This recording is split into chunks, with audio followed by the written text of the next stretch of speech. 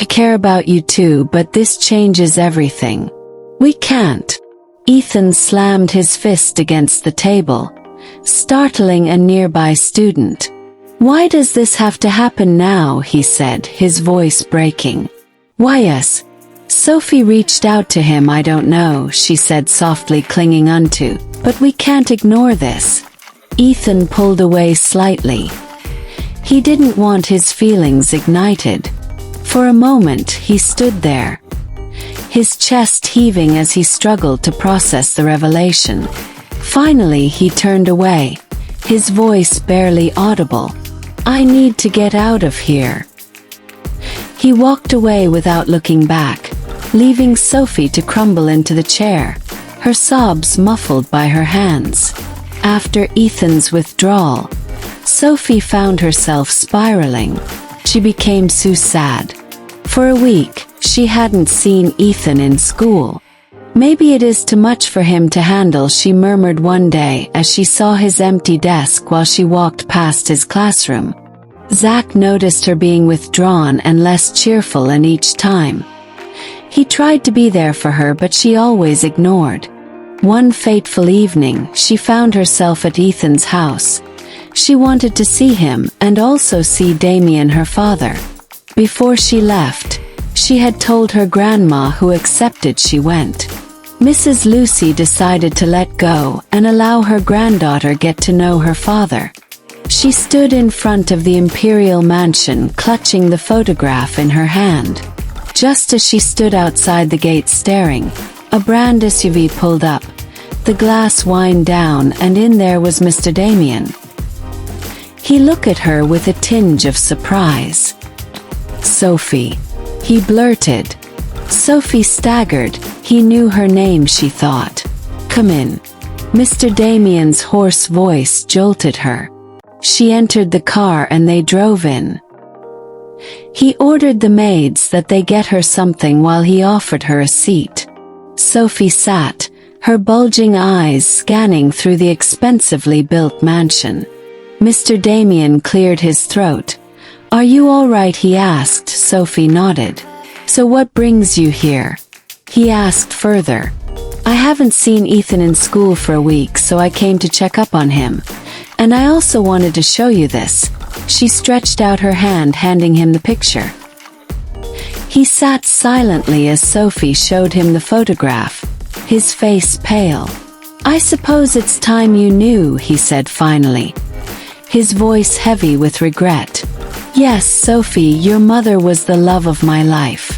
We were young, and I wanted to be with her more than anything, but my family, they didn't approve of her. They threatened to disown me, and I was too weak to stand up to them. They drugged me, made me sleep with another lady who they wanted for me. I was furious when I learned that she was already pregnant for me. It was at that point too that Caroline became pregnant with you. I wanted to marry your mother, rejecting the other lady, but my parents refused. They freezed my account and threatened to take their lives if I refused to marry their choice of wife. Our company was facing a huge challenge as at that time, and marrying the girl was the only way to save the company my parents had built and sustained for years. I was naive and in a tight spot, so I agreed, and they sent me abroad, arranged my wedding with her, and disconnected me from ever reaching your mother. When I learned she died, I was devastated. I had been sending letters, but little did I know that my messages were cornered by my parents, and she never received any. I eventually came back after some years, but I wasn't given the chance to meet with you. Your grandmother was so enraged that she never wanted me in your life.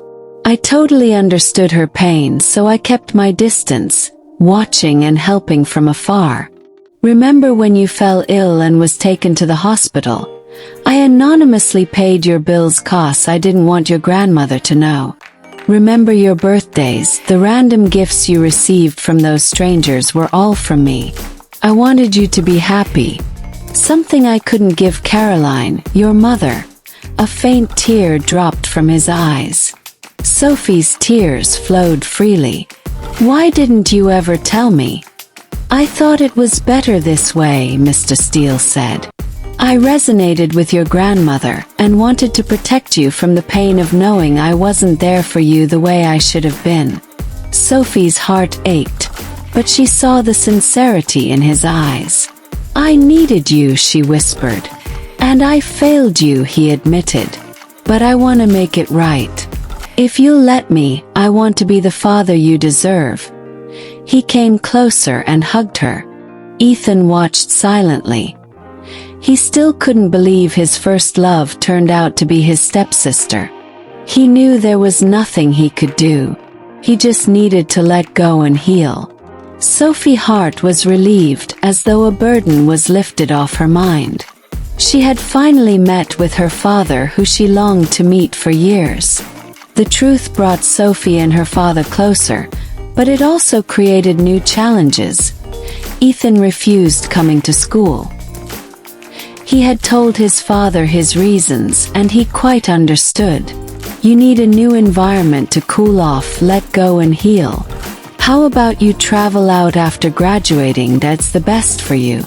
Damien patted him. Sophie, on the other hand, was absent-minded at school. She was always worried about Ethan, and it affected her. Ever since the truth discovery, she felt lost, like her life was spinning out of control. Zach noticed her heartbreak and distractions and tried to always be there for her. One morning, Zach stood at the library entrance. He had sighted Sophie. "You hiding from me now?" he teased, leaning against the doorframe, but suddenly he noticed she was crying in the library, and he immediately pulled her into his arms without a word. As Sophie leaned into him, she felt the weight of her pain ease slightly. "I don't know what's going on, and you don't have to tell me exactly what it is. But I think it's so childish of Ethan missing school just because you both had a random fight. Does he know you are hurting this much, Sophie? It really breaks my heart seeing you like this, so please, can you not handle it alone? You know I'm always here for you, right?" he said, his green eyes piercing through her and his voice low. Sophie disengaged from the hug, with Zach gently tilting her chin up, so she had no choice but to meet his gaze. She stared at him for some seconds. Tears still filled her eye. "Ethan can be anything but childish." "Hell no. He can never." "How would you react if you were to find out that the girl you love turned out to be your sister?" He narrowed his eyes seductively. "I'll never imagine that to happen," Zach spoke. "Ethan is my step-brother," Sophie voiced out. "What?" Zach almost shouted, for a moment, and for the very first time since he had known Ethan. He felt sad for him and could understand his plight, but a part of him was happy, for he no longer had a strong rival fighting for Sophie's love and affection. "Ethan will be fine, all you need to do is to give him time. He will definitely come around," Zach said in the most subtle way. Sophie glanced at him, surprised by his vulnerability. "I didn't think you were the reflective type," she said softly. Zach chuckled. "There's a lot you don't know about me, Sophie. Like how much I enjoy being around you," his gaze intense. Sophie's breath hitched. "You're just saying that." "I'm not," Zach said, his voice dropping. He brushed a strand of hair from her face. "You're different, Sophie. You make me want to be better. This might sound awkward, but you've completely messed me up. I don't know when it happened or how it happened, but I care about you more than I've cared about anyone." Sophie's heartbeat increased, but he continued. "I know I'm not the guy you think you want, and this might be an awkward moment to hear this." His voice thick with emotion. "But I'll fight for you, Sophie. I'll prove to you that I'm worth it." Before she could respond, Zach cupped her face in his hands and kissed her. His lips were warm and firm, and Sophie felt herself melting into him. When they pulled away, Zach rested his forehead against hers. "Just tell me you feel something for me," he whispered.